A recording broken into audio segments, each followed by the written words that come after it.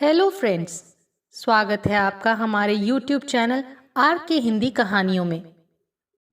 आज की कहानी है अनकहा रिश्ता।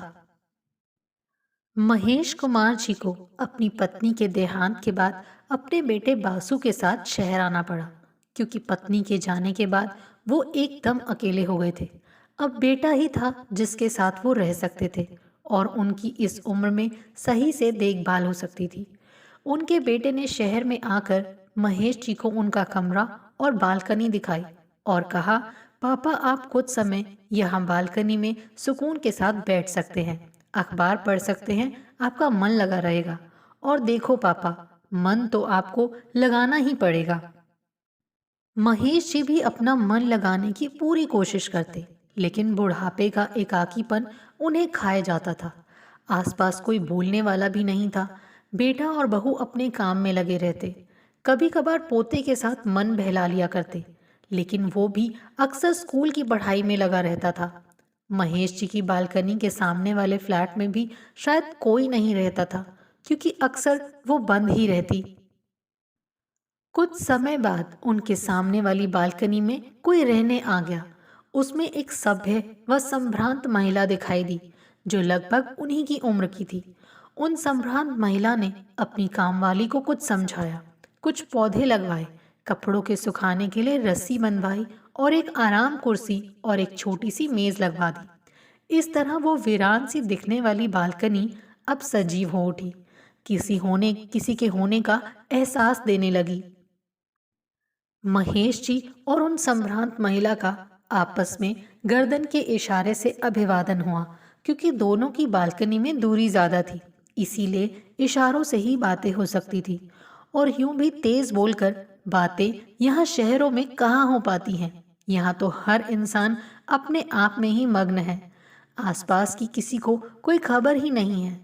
अब तो महेश जी को अपनी बालकनी अच्छी लगने लगी। वो अब आराम से बैठकर अखबार पढ़ते। सामने वाली बालकनी में छाई हुई वीरानी अब वसंत का रूप ले चुकी थी। तुलसी का पौधा उनकी आस्था को दर्शाता, तो मनी प्लांट की बेल व छोटे फूलों के पौधे जिंदगी की सजीवता को दिखाते। वैसे भी स्त्रियों को वरदान मिला है कि वो जहाँ चाहे घर बसा सकती हैं, उसे स्वर्ग का द्वार बना सकती हैं, वसंत ला सकती हैं, वीरानियों को बदलकर बगिया खिला सकती हैं। स्त्रियां घर के आसपास एक सकारात्मक ऊर्जा का निर्माण करती हैं। बस इस तरह उन दोनों का रोज आंखों से व गर्दन के इशारे से आपस में अभिवादन होने लगा। संवाद तो कभी नहीं होता। महेश जी अब फिर से जिंदगी को जीने लगे थे। उन महिला को कभी वहां सब्जी साफ करते देखते, तो कभी पौधों में पानी देते हुए देखते, कभी अचार सुखाते तो कभी स्वेटर बुनते। दोनों का आपस में कभी संवाद नहीं होता, बस एक एहसास होता कि उनके आसपास भी कोई है। उन महिला की एक प्यारी सी पोती भी थी, जिससे वो कभी कभी इशारों में ही महेश जी को नमस्ते करवाती, जिससे उन्हें और अपनापन महसूस होता। बस इस तरह दोनों में एक प्यारा सा अनकहा रिश्ता बन गया। यूं ही कई महीने गुजर गए। एक दिन महेश जी ने देखा कि उन महिला ने ना ही उस दिन दीप जलाया और ना ही पौधों को पानी दिया, बस आकर आराम कुर्सी पर ऐसे ही बैठ गई।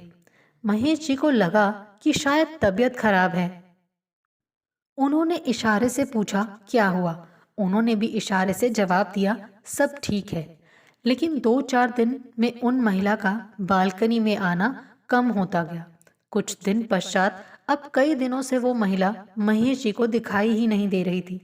उन्हें लगा शायद कहीं बाहर गई होंगी, लेकिन जब कई और दिन हुए और वो दिखाई नहीं दी, उनके लगाए पौधे सूखने लगे, उनकी लगाई मनी प्लांट की बेल भी सूखने लगी, तो वो चिंतित हो उठे। उनका मन बेचैन हो उठा। लेकिन पूछे तो किससे पूछे? महेश जी को बहुत चिंता हुई। उनका अब मन किसी भी काम में नहीं लगता। फिर एक दिन वही काम वाली बालकनी में दिखाई दी, जो पहले दिन उन महिला के साथ आई थी। वो आई और बालकनी की सफाई करने लगी। महेश जी से रहा नहीं गया, तो उन्होंने इशारे से पूछा कि वो कहाँ है। उसने भी इशारों से हाथ ऊपर करके जवाब दिया कि वो अब नहीं रही। महेश जी का दिल धक से रह गया। उन्होंने उस अकेली पड़ी आराम कुर्सी की तरफ देखा और फिर एक बार वो अपने आप को अकेला महसूस करने लगे। उनका वो प्यारा सा अनकहा रिश्ता अनकहा ही रह गया। आपको हमारी ये कहानी कैसी लगी, प्लीज़ कमेंट करके ज़रूर बताइए। अगर आप इस चैनल पर नए हैं तो इसे सब्सक्राइब करें और शेयर करें। Thank you.